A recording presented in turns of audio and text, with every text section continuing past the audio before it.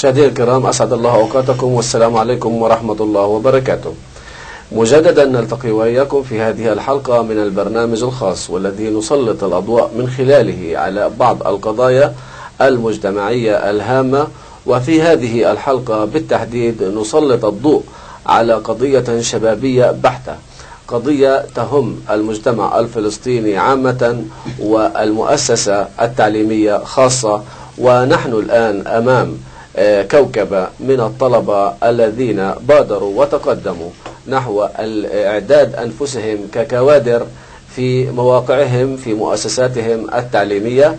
طلبة يعني ربما يكون لهم بالتأكيد قدرة على تغيير واقع مألوف وواقع قد يكون في بعض الأحيان مؤلم.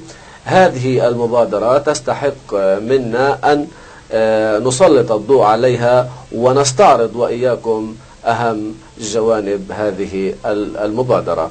إذن معنا في الاستوديو هذه الكوكبة من الطلبة من مجموعة من مدارس محافظة نابلس. في البداية نستعرض ضيوفنا الكرام. نستعرض الأخ أولا أخ أوس، عرفنا على حالك وبأي مدرسة. أنا ضياء عوايس. ضياء تفضل. ضياء عوايس من مدرسة الذكور سباسطيا الثانوية للبنين. أهلا وسهلا. الأخت بيسان دويكات، مدرسة سمير سعد الدين للبنات. أهلا وسهلا. أوس أبو صفط، مدرسة داشة الثانوية. أهلا يا أخ أوس. أمان زعنون من مدرسة محمد تفاح الثانوية. أهلا وسهلا بكم جميعا. يعني إحنا من خلال المقدمة بينا وحاولنا يعني نوضح للمشاهد الكريم إنه هذه الأنشطة التي تقومون بها هي عبارة عن مبادرات ذاتية أنتم ترون من خلالها بأنه قد يكون لكم باع وقدرة على إحداث واقع جديد في المؤسسات التعليمية. في البداية يعني خلينا نبدأ من عند الأخت بيسان. أنا يعني عندي مشكلة بين بيسا وبيسان على فكرة، بضل أنسى معلش.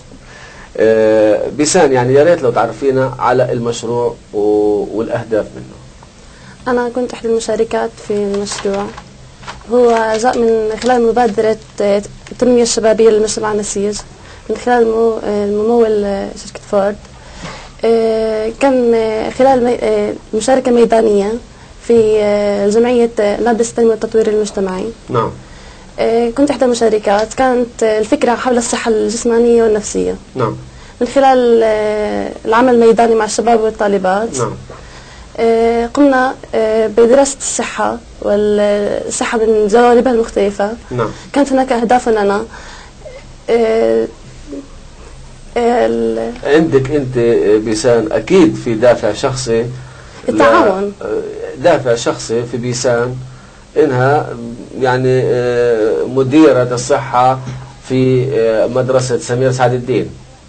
هذه الدوافع هي اللي كانت أسباب إنه أنت تبادري يعني تستفيدي من هذه الدورات، من هذه الأنشطة. حبينا نعزز الثقة والتنمية الصحية بين الطلاب. نعم. أول شيء. ثاني شيء إنه هناك إنه نرفع مستوى التعاون والتشارك بين المؤسسات الأهلية والحكومية في مستوى الصحة. نعم. ومشاركة الطلاب والتعرف على بعض من خلال الأعمال الميدانية والمشاركات في الورشات ومختلف جوانبها. نعم. ومواجهة المشكلات الصحية للطلاب خاصة في مرحلة المراهقة. نعم. هم يساعدونا أنفسهم بأنفسهم، يعني إحنا نبين لهم مشاكل، هم يساعدونا في يساعدونا إحنا نحل مشاكلنا. نعم. إذا أنت يعني هيك عرفتي لنا المشروع والأهداف منه والفئات اللي بتتواصلوا من خلالها. طيب بنرجع للأخ ضياء. أخ ضياء، يعني أكيد مثل ما حكت بيسان، بحب أسمع الدوافع اللي عندك أنت شخصيا قبل ما نحكي عن المشروع بشكل عام. الدوافع اللي خلت ضياء يشارك بهيك مشروع. أولا إنه دوافع كانت تعزيز الصحة. نعم. وتنميتها في صفوف الشباب، خاصة إنه الشباب بيعانوا من مشاكل صحية وفي داخل المدارس ومجتمعنا في فلسطين. فكان عندي تشجيع من الأهل ومن المدرسة إني أشارك في هذا المشروع، وتقديم المساعدات من خلال التطوع والاستفادة من المتطوعين الداخل المشروع. أنت شعرت أنه أحدثت هذا التقدم، أحدثت هذا التطور على الصعيد الشخصي من خلال علاقتك مع زملائك، من خلال تبادل الأفكار، من خلال هالدورة اللي أنت اشتركت فيها؟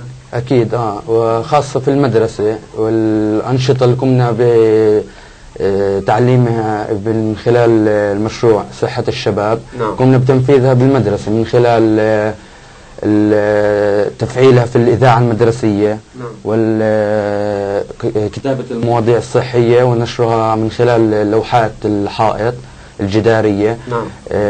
اختيار من كل صف من المدرسة لتنظيف الساحات، ومن خلال والحمامات يعني. نعم.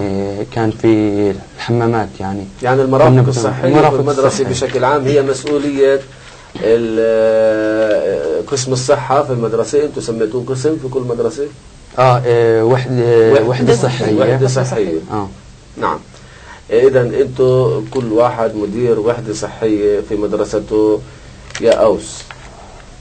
إن شاء الله ما نكون شغلتنا بالاسم برضه. لا صح. طيب أوس، بدي تحدثني عن يعني الصحة اللي بمفهومك أنت كمدير لوحدة الصحة في مدرستك. بدي تفهمني عن مفهومك لهذه الصحة، يعني من وين بتبدأ وين بتنتهي، شو صلاحياتك، شو الإمكانيات اللي أنت ممكن تمارسها في المدرسة. طبعا الصحة مش عندي لحالي وعند كل الشباب، بس كيف بدهم يعني كل واحد عنده قدرات، كيف بده يجتهد في هاي القدرات لازم يتعلم. فأنا يعني لما سمعت في المشروع يعني اضطريت، والأهل ساعدوني والمدرسة شجعتني إني أشترك في هذا المشروع. طبعا نعم. المشروع زي القدرات الصحية، عرفني معنى صحة الشباب، طبعا العقل السليم في الجسم السليم، وعرفني شو عن الجسم السليم. يا ريت لو نسمعها منك، عرفنا إياها يا سيد أوس.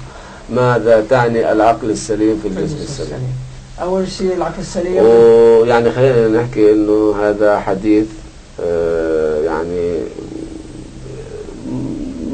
متوارث، وتوارث الأجيال وتحترمه، لأنه فعلا يعني هناك حالات تجسد هذا الحديث. تفضل. أيوة. العقل السليم إنه لا، كيف الواحد يفكر، كيف يستخدم عقله إنه يبتعد عن شيء يضر جسمه.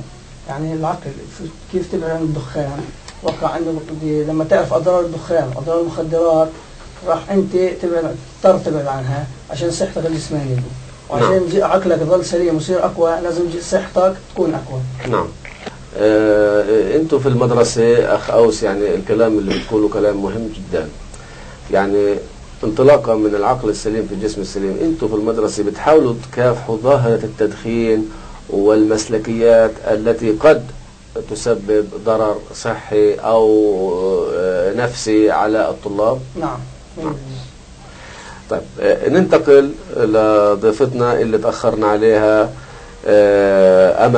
أمان الزعنون. أيوة. طيب بدنا نحكي عن الأنشطة. يعني حابين نسمع منك عن الأنشطة اللي انتم من خلال المدارس بتمارسوها بعد هذا المشروع، شو مخططكم انتم، شو نشاطاتكم؟ المشروع كان بالبداية عبارة عن 10 أيام أخذنا فيها زي ما بنقول